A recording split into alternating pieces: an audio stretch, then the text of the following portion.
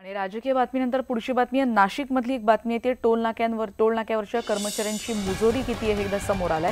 नाशिक पुणे महामार्गावरच्या शिंदे पळसे टोल नाक्यावर काम करणाऱ्या कर्मचाऱ्यांनी चुकीच्या लेनमध्ये गाडी घातली या कारणावरून प्रवाशांना मारहाण केल्याचा प्रकार समोर आलाय आणि मारहाणीपर्यंतच थांबली नाही यांची मुजोरी तर वाहन चालकांच्या गाड्यांचीही त्यांनी तोडफोड केलेली दिसते। आपण या दृश्यांमधून हे स्पष्टपणे दिसतं आहे।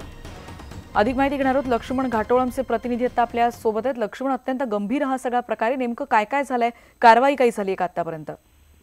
निश्चित अतिशय गंभीर असा हा प्रकार आहे। नाशिकच्या शिंदे पळसे टोल नाक्यावरती काल हा सर्व प्रकार घडलेला आहे, ज्यामध्ये हे जे प्रवासी होते नाशिकवरून सिन्नरकडे जात असताना ज्या चुकीच्या लेनमध्ये गाडी घातली म्हणून त्या ठिकाणी असलेल्या कर्मचाऱ्यांनी त्या लोकांची अडवणूक केली।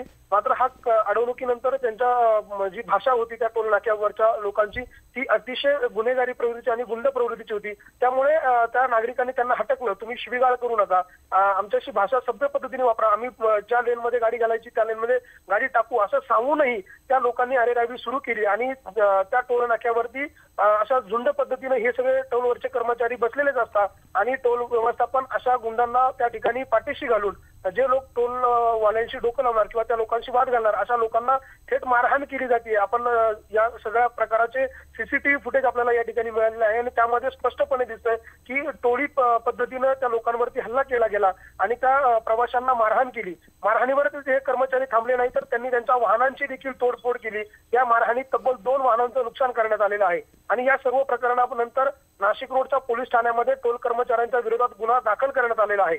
मात्र टोल व्यवस्थापनानं अशा पद्धतीच्या लोकांना का त्या ठिकाणी ठेवलं जातं असा प्रश्न स्थानिकांकडून केला जातोय। खरं तर हा टोल नाका सुरुवातीपासूनच वादग्रस्त आहे। या ठिकाणी काम करणारे कर्मचारी अतिशय मुजोर पद्धतीने नागरिकांशी वावरत असतात। स्थानिक नागरिकांना टोलमधून सूट असताना देखील त्या नागरिकांची अडवणूक त्या ठिकाणी केली जाते, त्यांच्याशी अरेरावी केली जाते। यावरूनही त्या टोल नाक्यावर अनेकदा वादविवाद होत असतात। खरं तर कायदा आणि सुव्यवस्था बिघडण्याचं काम त्या टोल नाक्यावर सुरू आहे। मात्र टोल व्यवस्थापन लक्ष्मण, हा सगळा प्रकार किती दिवसांपासून सुरू आहे? हा प्रकार सध्या आपण बघतोय ही कालची घटना आहे, पण हा सगळा प्रकार या कर्मचाऱ्यांची मुजोरी अशी किती दिवसांपासून चालू आहे?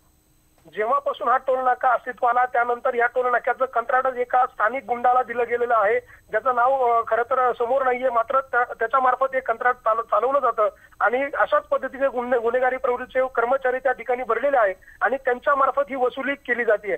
टोल नाक्यावरती काम करणाऱ्या कर्मचाऱ्यांकडनं अशा पद्धतीने मुजोरी होऊ नये, टोल प्रशासन त्याकडे दुर्लक्ष करतंय। त्याचबरोबर महामार्ग व्यवस्थापन आहे, महामार्गाचे अधिकारी आहेत, हे देखील याच्याकडे लक्ष देत नाही। स्थानिक नागरिकांनी या संदर्भामध्ये अनेकदा महामार्ग व्यवस्थापनाकडे तक्रारीही केलेल्या आहे, लेखी स्वरूपात तरी देखील अजून आपण बघतोय कोणतीही कारवाई होताना दिसत नाही। धन्यवाद लक्ष्मण, तुमच्याकडून हे सगळे अपडेट्स आम्ही घेत राहणार आहोत। नाशिकमधल्या टोल नाक्यावरची कर्मचाऱ्यांची मुजोरी आता या दृश्यांमध्ये दिसते।